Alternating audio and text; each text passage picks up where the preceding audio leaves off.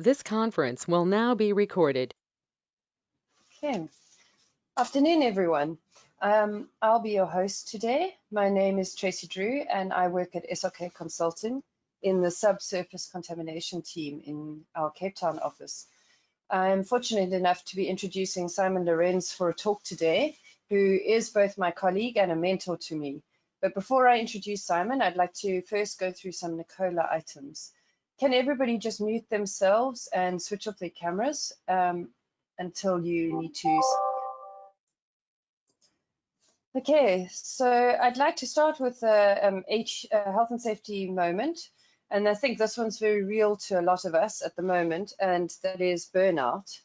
Burnout in the 1970s was actually described as a side effect that heavy drug users used, and it was the dimming of mental faculties, as happened in the case of many a party animal.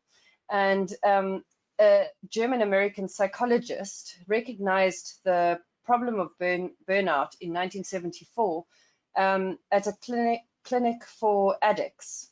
And he realized that he wasn't referring to the drug users, he was actually referring to the volunteers who usually had a great job satisfaction, and he was finding their work was so intense that they were beginning to feel demotivated and emotionally drained. And they used to find their jobs rewarding, they became cynical and depressed. They weren't giving their patients the attention they deserved.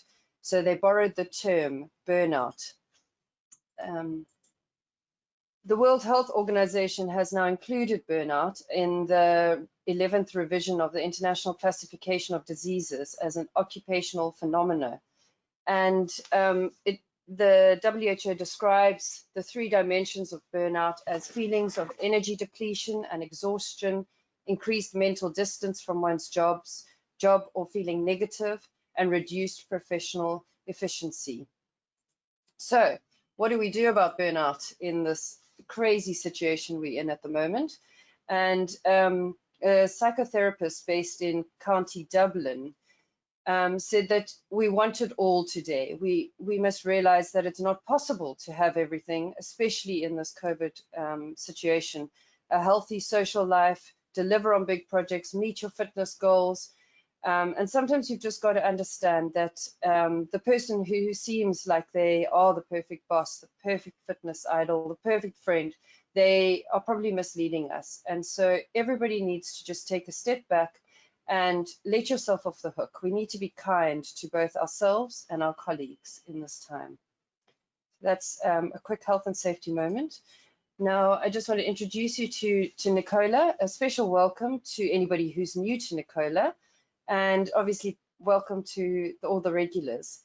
NICOLA was established in 2014 and stands for the Network for Industrially Contaminated Land in Africa. The overall objective of NICOLA is to proactively empower the African continent and land management sector to identify, assess, and manage contaminated land within a science-based, sustainable best practice framework. NICOLA focuses its activities on three main themes, which is knowledge sharing, networking, and inspire scientific best practice. So our knowledge sharing, we have working groups who work on relevant topics and public position papers. We also present contaminated land training, and we host an annual conference. Due to COVID, this has been postponed and will now go ahead in October 2021. I will come back to this in a minute. Then networking, we try and develop new relationships and provide a platform to strengthen existing relationships. And we plan to start our network events as soon as it's safe to do so. And we inspire scientific best practice. NICOLA is also very proud to have received an award from the Department of Environmental Affairs and Forestry in 2019 at the Waste Corridor for winning contribution to land remediation in Africa. So this year's NICOLA's annual conference has had to be postponed to October 2021, and NICOLA, in conjunction with the DEFF, are proud to present SASTREM 2021. Our theme is Empowering Sustainable Land Management for the Future. SASTREM 2021 represents a unique opportunity to bring together experts from across Africa and around the world in a spectacular setting to broaden the horizons of sustainable remediation and land management. SASTREM 2021 will be held at the beautiful Spear Wine Farm located in Stellenbosch. And although we're very disappointed to have had to postpone this, we're extremely excited about SASTREM 2021. We have some upcoming webinars that I'd like to introduce. Dr. Paul from the DEFF will be presenting on the 5th of August and Brian Macmillan on the 12th of August. Please check out our calendar on the NICOLA website, NICOLA-ORG. Now, the reason you're here and the reason we're all here is I have great pleasure in welcoming Simon Lorenz. Simon has a BSc in civil engineering with an MSc and PhD in bioresources engineering. Simon has over 40 years experience as a hydrologist, specializing in the Vedos zone. He is responsible for the co-development of the science of hydropedology in South Africa, together with a team of soil scientists from the University of the Free State. Simon specializes in simulation of subsurface fluxes and water quality. He's a principal scientist at SRK and holds an honorary professorship at the Center for Water Resources Research of the University of KZN. He has also published extensively. Without further ado, I would like to hand over to Simon. Thank you.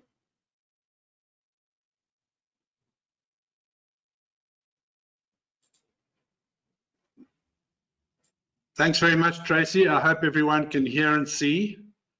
Welcome to the presentation. I've entitled it Near Surface Contaminant Transport Prediction by Combining Hydropedology and Finite Element Modeling. A couple of points we're going to go through, and I realize that most folk have their favorite model or the favorite method to estimate movement of contaminants in the subsurface. So I'd just like to present basically what we've learned through hydropedology and the very first attempts we're making at looking at how we can combine what we learned from hydropedology together with finite element modeling to see if this can improve our estimates for estimating fluxes of solutes in the subsurface. So a little bit about hill slope hydrology to begin with. Take you through the development of the hydropedology in case folk haven't really followed it. Try and get you to appreciate some of the finite element modeling techniques if you haven't experienced these already, and then just two little examples at the end.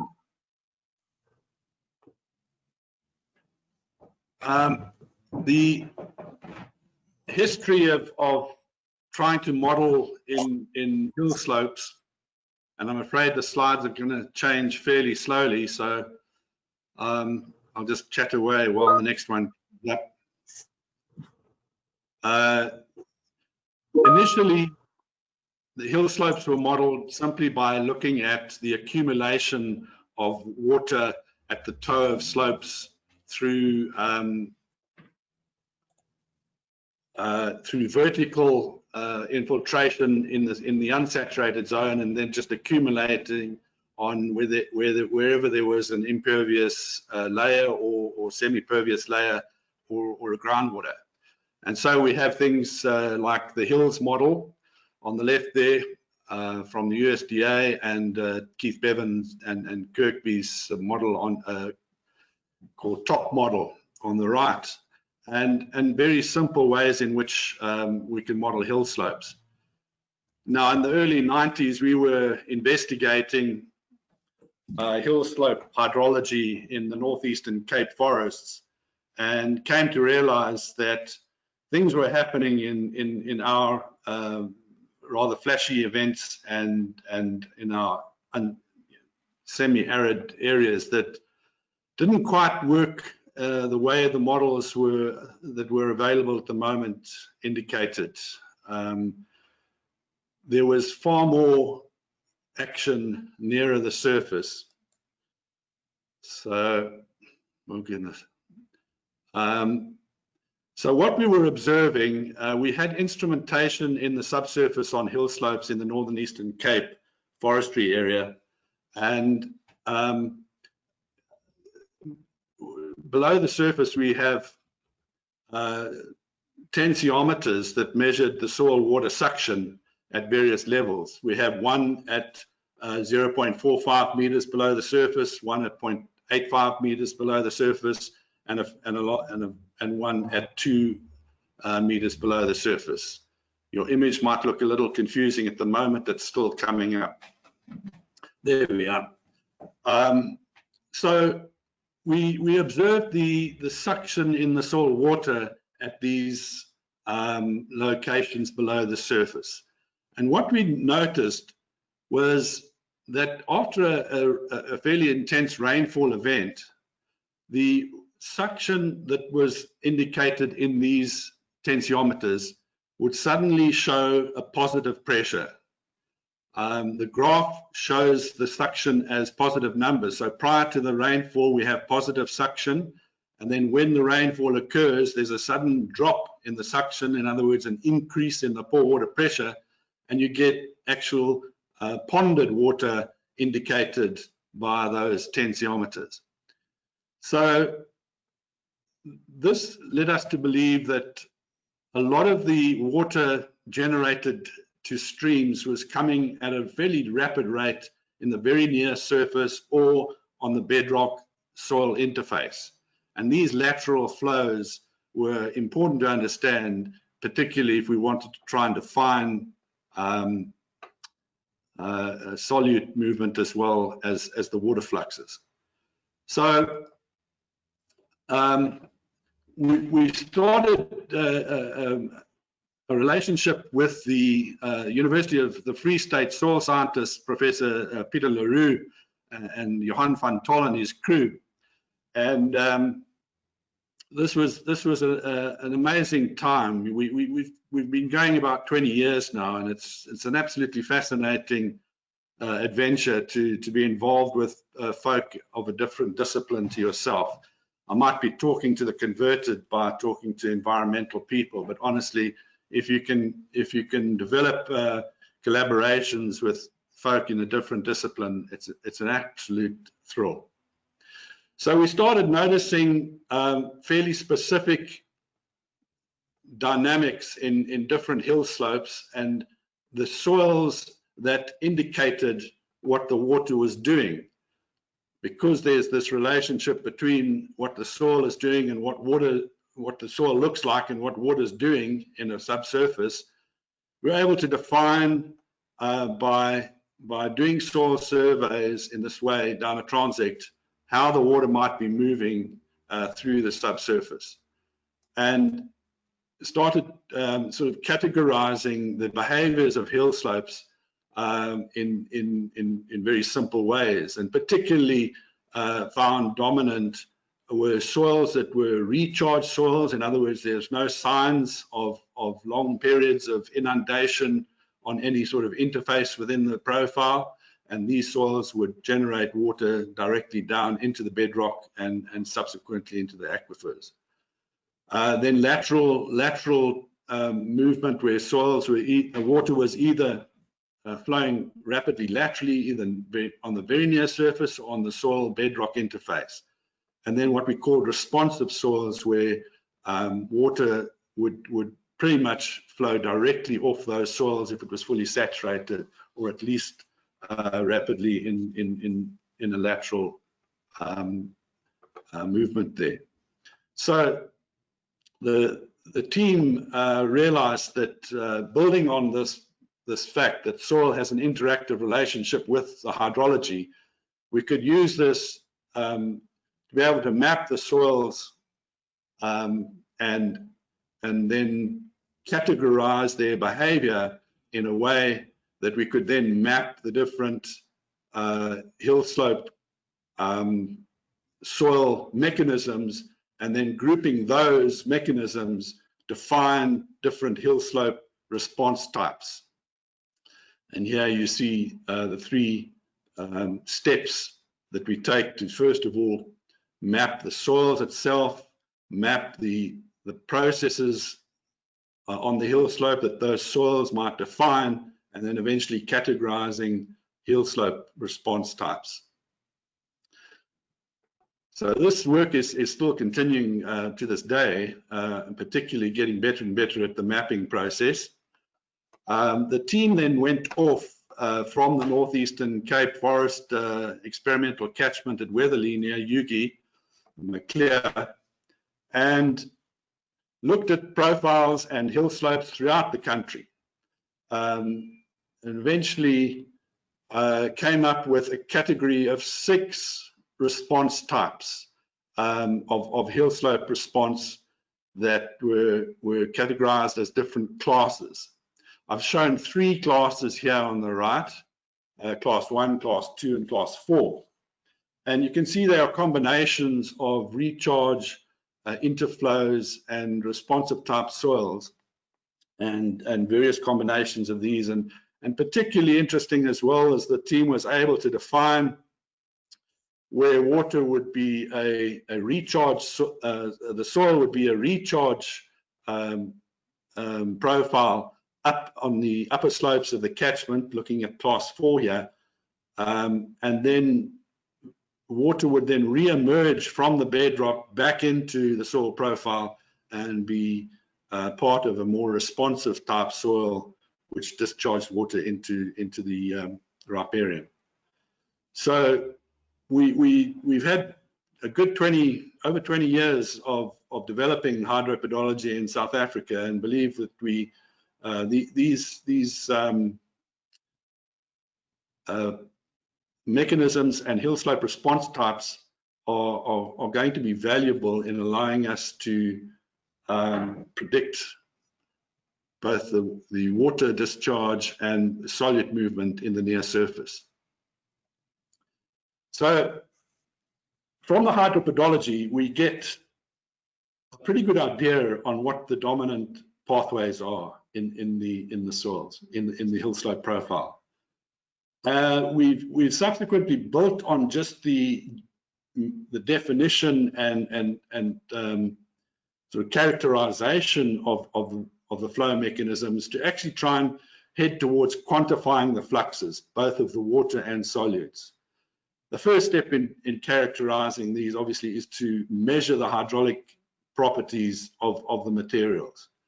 So we've added this to the hydropedology type surveys so that we can use those to estimate water and solute fluxes. But we always keep at the back of our mind, at least I do, the statement of a colleague of mine from Germany, Stefan Uhlenbrock, who's a renowned process hydrologist. And he once says, all flows in hydrology are preferential. So we've got to be fairly careful about measuring hydraulic properties in soil profiles and applying whatever methods we have to estimate fluxes, and realize that there are preferential mechanisms going on as well. So how can we use the finite element modeling to help us in this regard? Well, to go from basics, if you'll allow me a couple of minutes just to lead you through this, because I think this leads to an understanding of what the finite element model can do. But we consider a element of the soil, and we look at just a plain one-dimensional vertical flow through the soil element. The flux at the top is Qi, and the flux at the bottom is Qi plus delta Q. So if more comes out the bottom, the delta theta, which represents the change in the water content within that element, will decrease. If delta Q is negative, that means there's an accumulation in that block, and delta theta would be positive. And we look at an element of depth delta Z. And we apply just a simple water balance that we do for any hydrological process, be it a reservoir or the soil element here. and we just say that the rate of change within the storage, in other words, delta theta, is equal to the inflow minus the outflow, as I've just described. To put that mathematically, delta theta with time is equal to the rate of flux through the element, whether it's accumulating or depleting. So delta Q out of delta Z is the net flux across that element. Now we know that Q can be defined by Darcy's law, which is the multiplication of the hydraulic conductivity with the hydraulic gradient. Hopefully you all know that. And we can substitute that Q into the mass balance equation, and what we end up with is a differential equation that defines the mass balance through that element. So this is then called Richard's law, Richard's equation. The final equation here, and you'll notice that it involves theta, which is the water content, K, which is the hydraulic conductivity, and we notice that K is a function of H, and H is the soil water tension. So there are three variables there, one of which is dependent on one of the differential delta H elements. So this equation is pretty much impossible to solve analytically. It's nonlinear, and various attempts then have been made to try and solve this numerically, which is what we're going to do in the finite element approach. So this then gets disaggregated, and just to illustrate why we need to disaggregate that, I'll just show you first of all the hydraulic characteristics that relate the water content, the suction or capillary pressure head of the soil water, and also the hydraulic conductivity of the material and the associated capillary pressure head or suction in the soil. So these two graphs here show those two fundamental relationships that are essential to allow us to start at least solving that Richards equation. And you can see that the water content here on the x-axis decreases as we start applying a higher and higher suction, which we call the capillary pressure head as a positive number here. Same with the hydraulic conductivity. We're at the saturated hydraulic conductivity for these two materials. That's sandy, that's clay, until we reach the air entry pressure, and then the hydraulic conductivity decreases by orders of magnitude as we increase the pressure further. So those are the relationships that we use to try and solve Richards equation. And just to illustrate why we disaggregate this thing is we show this very simple horizontal Darcy's setup of flow through a sample shown here. Now, generally we have these buckets above the sample, and we have a hydraulic gradient delta H across the sample, and we get flow coming through the sample.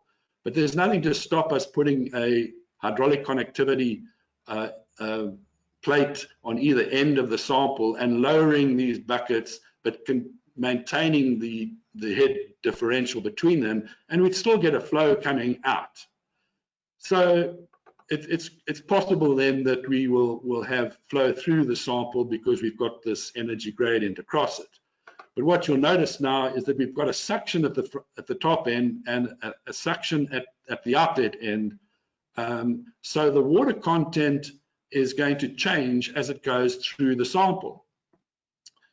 At the top end, at the inlet end here, let's just look at the clay in blue.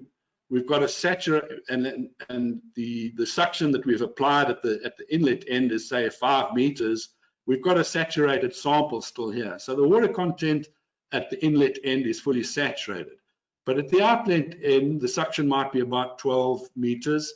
And we see that we've got a water content of 0.3, much less than saturation. So the water content is changing as we go through here. Well, if the water content's changing and the suction in the soil is changing, as the soil water is changing as well, then the hydraulic conductivity is changing also. At the inlet end, we've got a saturated hydraulic conductivity in the blue there. And at the outlet end, we've got a unsaturated hydraulic conductivity that is an order of magnitude lower than at the inlet end. So we've got hydraulic conductivity decreasing across the sample, and we've got the suction increasing across the sample, but the hydraulic head across the total sample is the same. So what's actually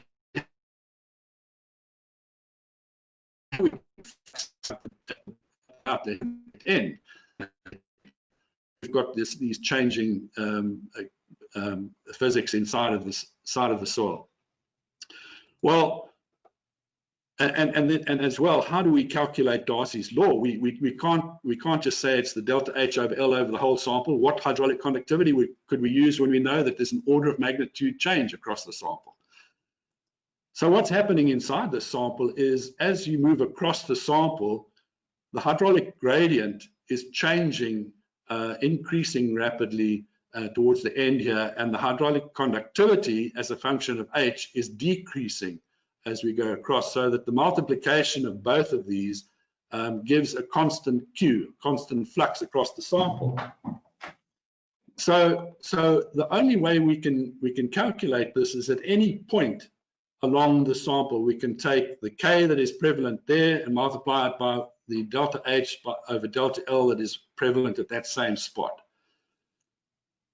So finite element modeling then requires us to divide the sample or the domain of your material up into small little elements across which we can justifiably use Darcy's law with an average, or actually a log average of the K at the particular H, and also the hydraulic gradient across that element.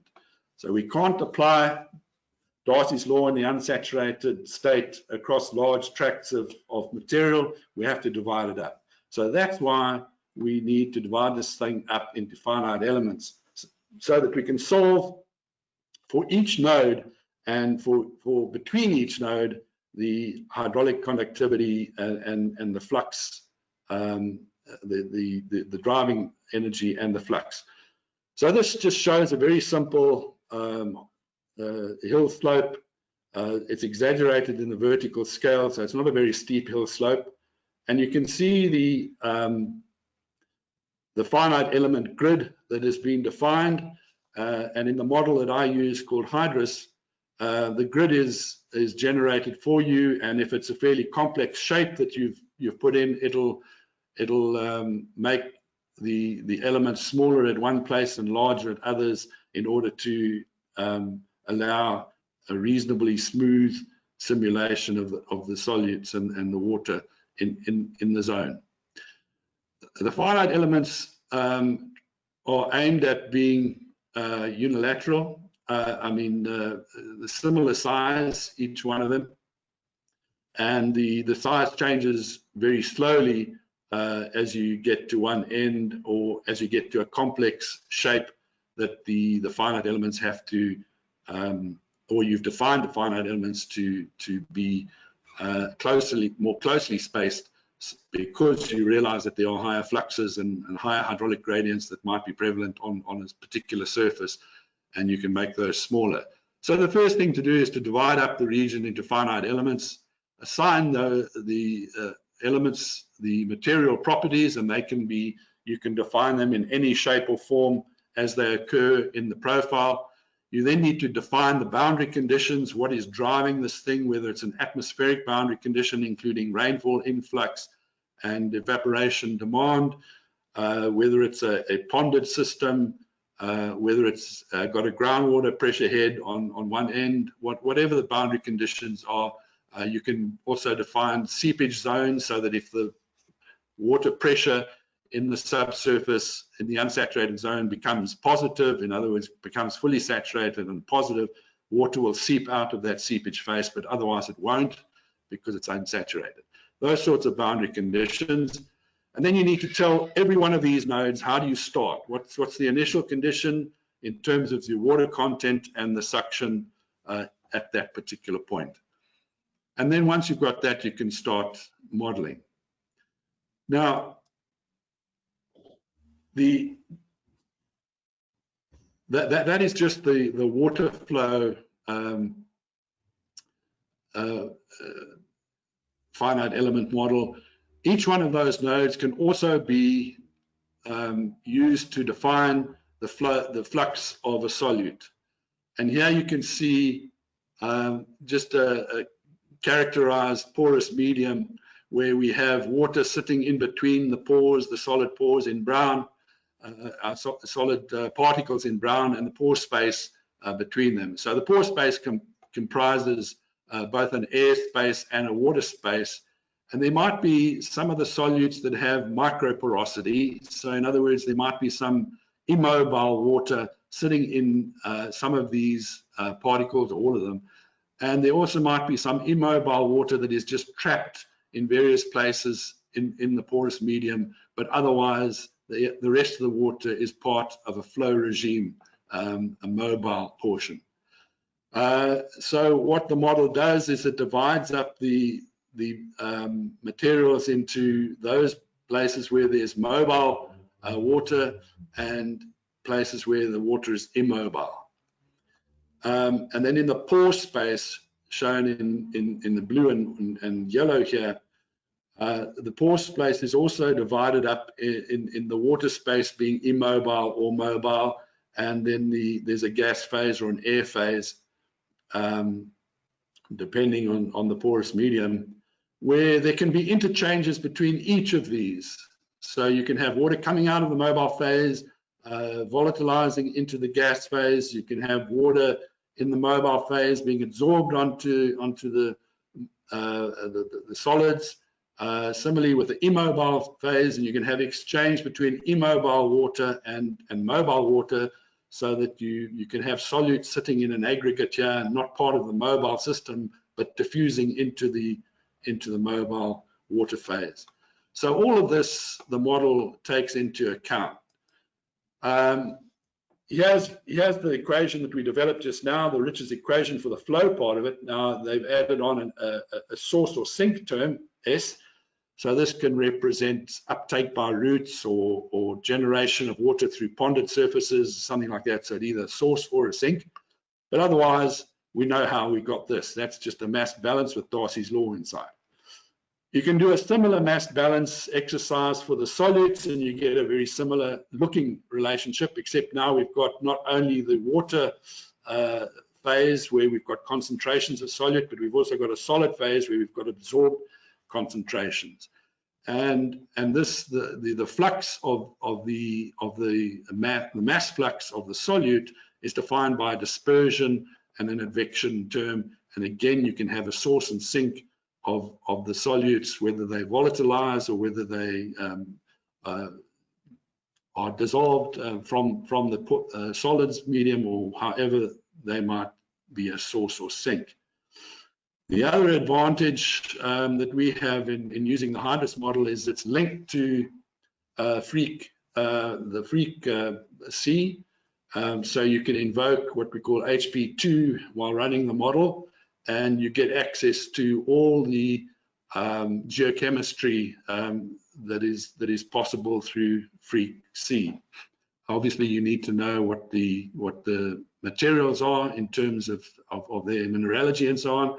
But otherwise, it'll allow you to do the transport for multiple components, mixed equilibrium, kinetic, as well as biogeochemical reactions. It can do the heat transport as well. So it's pretty versatile in what it can do.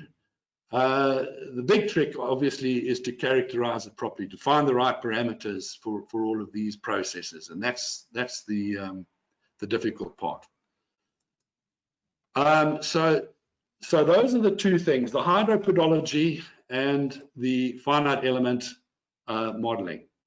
If we go to a first example now, and we look at where we were trying to estimate the fate of sulfates that would be deposited or at least discharged in the subsurface from a drain, and how that would move along towards a wetland, and what uptake might occur through the vegetation, and what absorption might take place, and what transference might take place into metal sulfides, because it was co-disposed with some metals.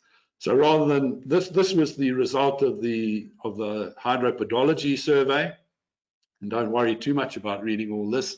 Hopefully it'll be available to you. But it just shows the distribution of the soil types in the transect. So we would then deposit or have a drain that the sulfate bearing solutes were introduced into the subsurface, and hopefully by having the anaerobic conditions in the subsurface there, we would accelerate the loss of the sulfates into metal sulfides and so on, and absorption and take up by the vegetation. So the finite element simulation that we tried was on a very linear section of it, but taking into account the different materials in the profile and looking at the subsurface movement of the sulfate. This is over about a 10 to 20 years of depositing the sulfate in the drain, and then 20 years after cessation of deposition, we've got a little bit of the sulfate still remaining in the profile, but it never actually reaches the riparian or the wetland zone. So we predicted that most of this was going to either be taken up by plants, absorbed onto the soil, or modified into the sulfides. So this is, you can see some of the concentrations here get fairly high. This is where the root zone has taken up a lot of the water, and a lot of the evaporation has occurred through the soil surface, and that has concentrated up localized parts of the water profile here. But recognize as well that there's very low water content, so there's not much movement of this water at all. It's just going to diffuse into the larger plume there and eventually dissipate. So the model allowed us to include uptake by vegetation, the grasslands and reeds. It allowed us to have the atmosphere draw water out of the soil surface through evaporation. It allowed us to specify sulfate loss rates according to literature that we looked up. We didn't do any real experiments. We did do adsorption isotherms for the sulfates on the soils that we'd sampled. And this is what we felt was a reasonable prediction of the fate of the sulfate in that case. The other case involved a zinc leak into a riparian zone. And this is the result of the hydropedology study, of course, significantly exaggerated in the vertical scale. But you can see that the water would emerge closer to the riparian zone and into the wetland area here, and the zinc, at least the source of zinc, was right up at the top of the left-hand side of this profile at Na24. This is part of Christy Terrell's master's thesis, so we're progressing towards putting the model together. The hydropedology's been done. Christy's done some in situ measurements of the hydraulic conductivity of the materials using Guelph permeameters, sampled the materials for water retention characteristic analyses, and also had enough material of the different soil types to allow us to run 5 different soil types column leach tests. And you can see the column leach test of one set of these soils on the left here, and we ran these columns with the water trickling downwards at a rate lower than the hydraulic conductivity, as well as upwards, to try and mimic an anaerobic situation. So you can see the blue here is the aerobic trickling downwards, and the orange is the breakthrough curve of the column leach test of the anaerobic case, upwards migration. And this is just EC at the moment that we're looking at, but it's being analyzed for the zinc that was part of this breakthrough curve source. The pH doesn't change very much.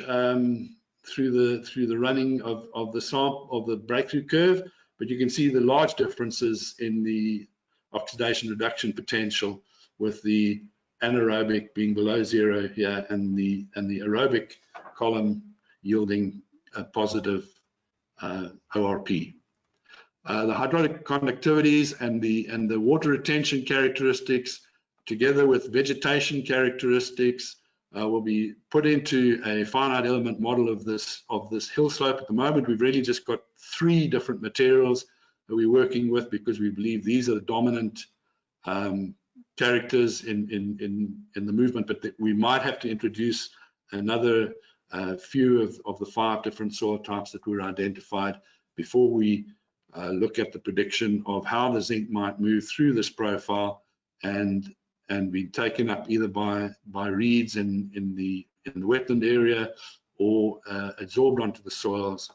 And we've got various observations in situ that will allow us to check that model, and then use the model with more confidence to predict how long this might endure. Okay, so that in general is the 2 tracts of methodology that I wanted to go through.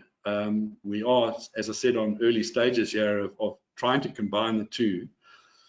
So to conclude, then, we've got the hydropedology survey really defines us very nicely the dominant pathways for water and solutes. We get a good picture for this. And then once we characterize the hydraulic and solute transport properties, we can start looking at quantification of the fluxes of both of these. And I believe that the finite element modeling is useful in estimating these fluxes, provided you pay attention to whether you should be using a 2-dimensional or 3-dimensional case.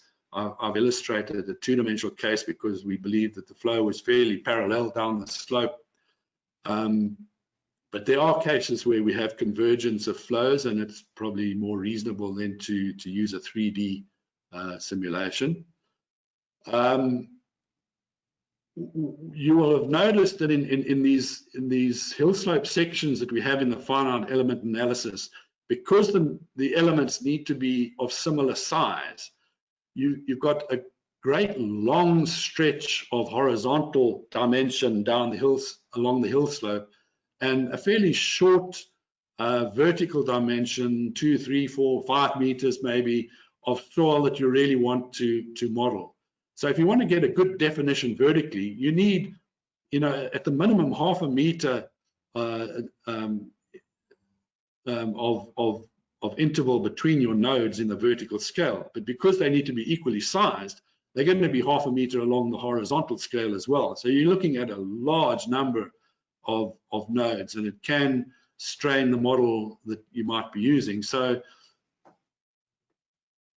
the advice here is to look at critical sections where you think things are happening that you need to understand, and apply the finite element models across these sections. We can do these on longer hill slopes, and the model's fairly robust, but there might be a point where there are just too many nodes required to look at the detail. So you need to be fairly judicious about picking where and how you model in the finite element. You always need to be conscious, obviously, of the preferential pathways. And you can deal with this in finite element modeling in 2 ways. You can either have a dual mode hydraulic conductivity function, where you've got a very high hydraulic conductivity over a very short range of suction, and mostly when it's fully saturated, you get a very high hydraulic conductivity, and then it'll drop off as only the matrix is filled, and the preferential pathways are basically empty because the matrix is pulling the water into the matrix. So that's one way to deal with it. The other way is you can actually specify materials with very high hydraulic properties where you believe there are preferential pathways. The other thing that really needs to be considered fairly carefully in doing finite element modeling here is sourcing the soil and vegetation dynamic parameters, particularly the the vegetation parameters, and also the solute transport parameters might be fairly difficult to find. You might have to go to the extreme of running the column leach tests like we've done, or there might be literature on it, and so on. So hopefully this gives you just an idea as to how you can use these two methodologies to get a better estimate of the movement and prevalence of the solutes in the subsurface. Thanks a lot. Thank you very much, Simon. And before we take any questions, I just want to This conference will now be recorded. Okay. Right, so the question was, can we use the finite element model to predict volumes and concentrations of mass loading to the groundwater? Certainly you can. You can even include the groundwater in the simulation if you want to go deep enough, because these finite element models generally allow you to model not just unsaturated porous media, but also saturated porous media. And so once you've got the model running to your satisfaction, and you'd really need some indication, some observations that give you confidence that the model is running properly, you can then define boundaries across which you want to query loading or concentrations. You can draw cross sections through the simulation and look at the distribution of concentrations along a plume and so on.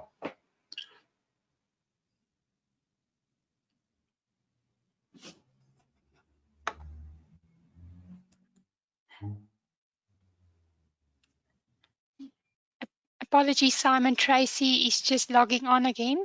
Oh, hi there. Sorry, Rochelle decided I shouldn't be on the call. Sorry. No problem. Okay, do we have any more questions?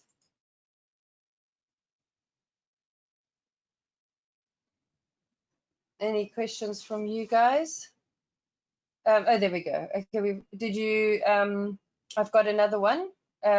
How big a role does evapotranspiration play in your models? Or stated differently, as a percentage, what is evapotranspiration of rainfall? Well, it's another real advantage of using these types of model, particularly if you can specify what we call an atmospheric boundary condition across the surface. I mean, all across South Africa, for the most part, the potential evaporation exceeds rainfall, sometimes by threefold. So frankly, you could, in theory, evaporate all the rainfall, 100% of the rainfall. However, rainfall occurs over a short period of time where evaporation is sort of a slow daily uptake. So the whole trick is some of that water gets past the evaporation zone and infiltrates further deeper into the profile. So that's why we get runoff. Otherwise we'd be in trouble.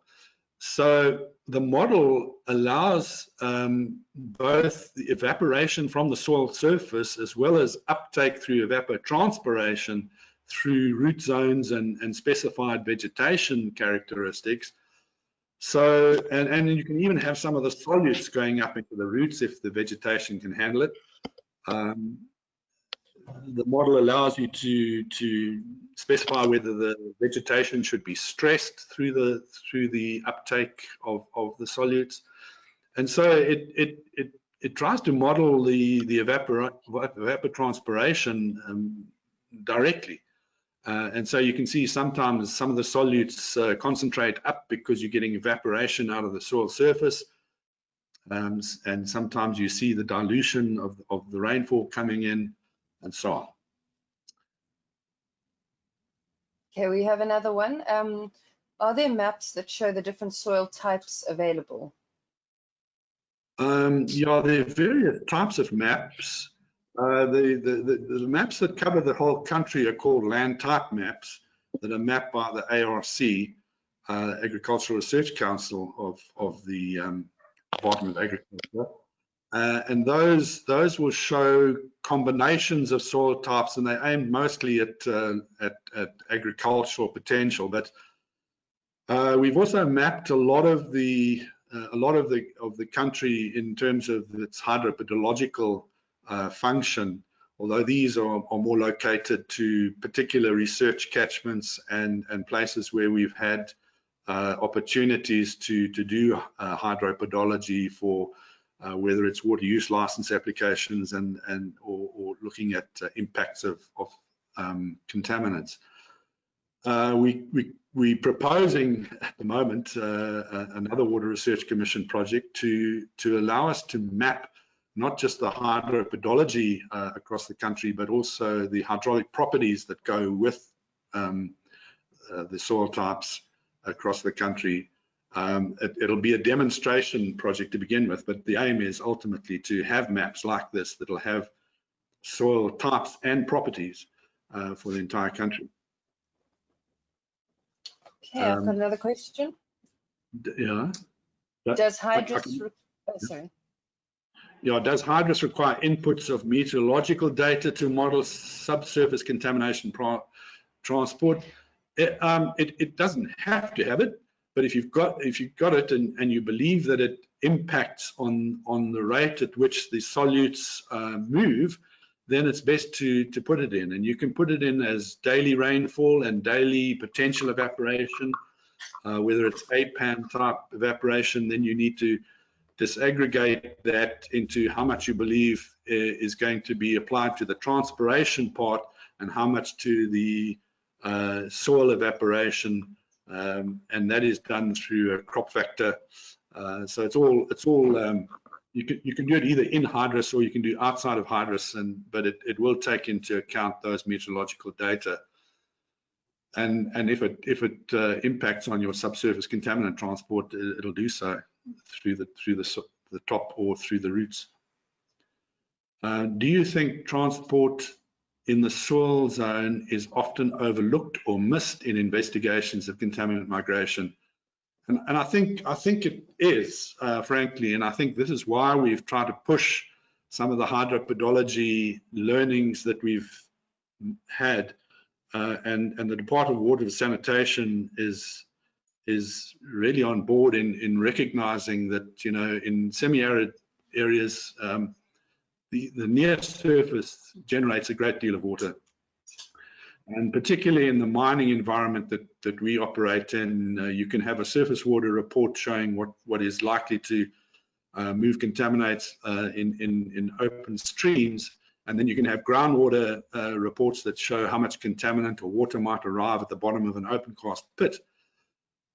But then when the pit starts operating, you find lots of water coming in through just the near surface, a couple of meters below the surface, and nobody even thought of that. So I think it needs to be thought of more often.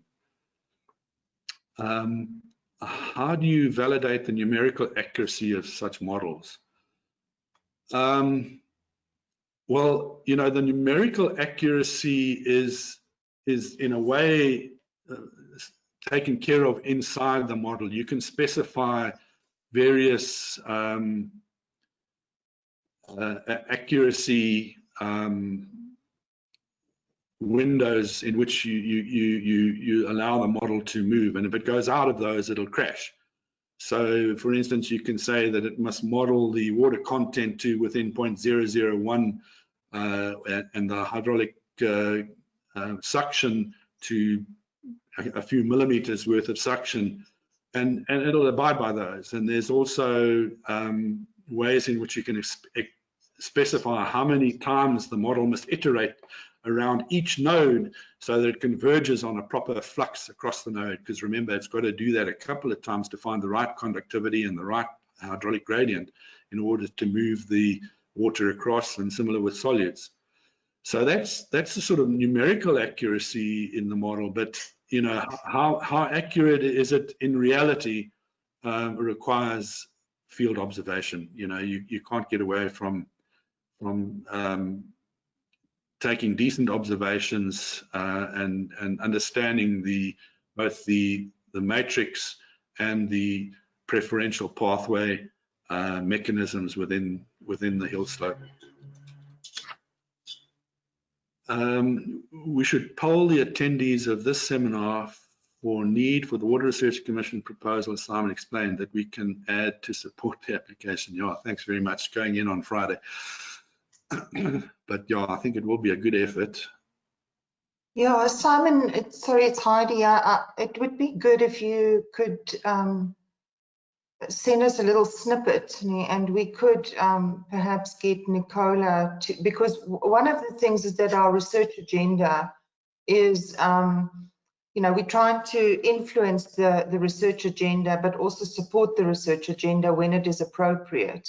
And, you know, I think if we could add to and anybody else on the call that has an appropriate WRC proposal going in. So without sharing your intellectual property, because I mean you are in the bidding phase, maybe just a snippet that we could support. Tracy, what is your feel? Yes, I agree. I think that would be great. We can send that out with the recording. Yeah, it will just have to be before Friday. It closes at I think 11:30 on Friday. Yeah, but the review process goes on until what, November almost. So, you know, any support